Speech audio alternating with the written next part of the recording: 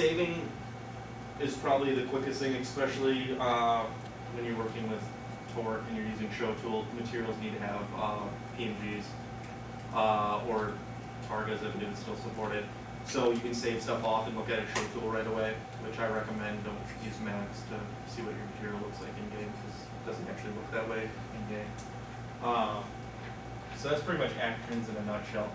If you guys want to grab them, I have some actions that will work with CS2 at this web address, and that's metal, a dark metal, a light metal, and wood, like a finished wood, that are done up, and they're actually done by a guy named Requiem 101 on GameArtist.net. So, but you will need CS2 to use them,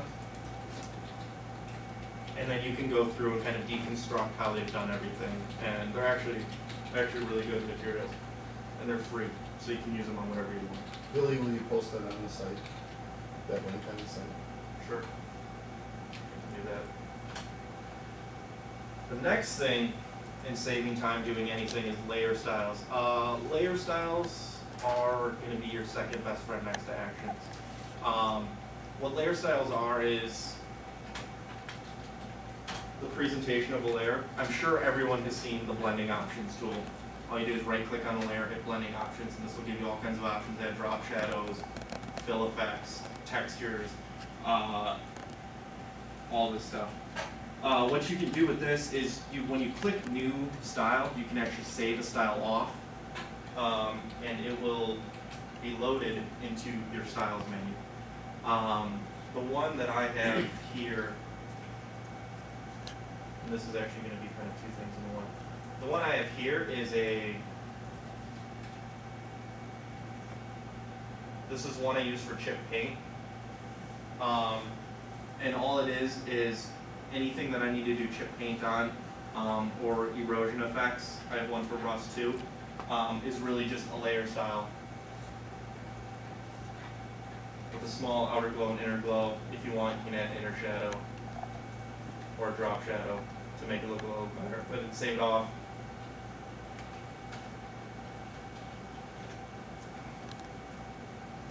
And now when I go to my styles, I'll have a chip paint one, which you can apply to any layer.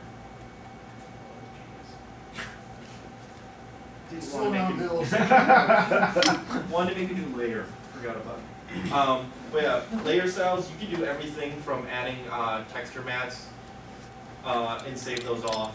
So you'll have, like, let's say you have a scratch brush that you want to use bevel emboss to add a textured feel to your image. Save off that layer style so you don't have to repeat it 1,000 times. Doing metal edges, this is safer. And it'll just automatically apply to the layer.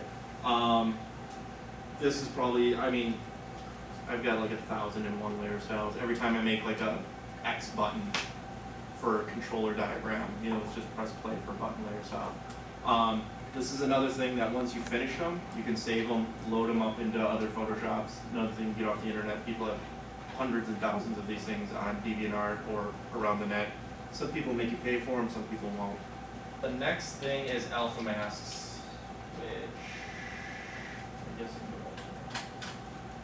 alpha masks work exactly like an alpha would in a game, where black is invisible, white is what's shown, and anything in between will have a dithered effect to it.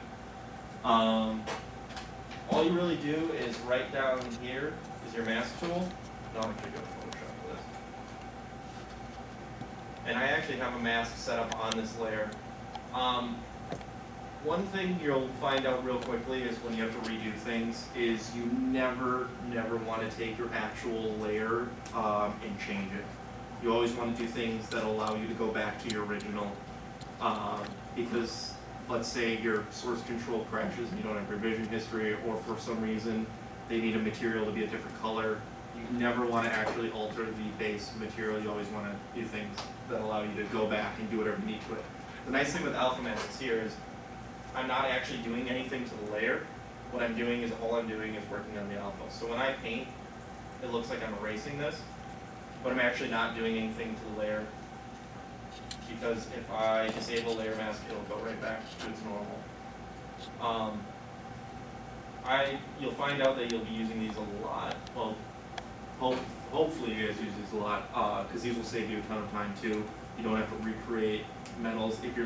If you're doing giant texture sheets where half of it has to be metal and not all your pieces are unwrapped, you do this once and you can set up your panels, across the board with this. This works really good with layer styles as well, and this is how I do all my chip paint stuff. Or if I'm doing, like, let's say grass, I'll do a grass brush that fills up the entire thing, but all the alpha's done with alpha masks, because I don't know when I'm gonna have to be putting grass somewhere else, or dirt. Most stuff you wanna do in Photoshop is keep the entire layer as it's one solid image, and then just do your alphas around it.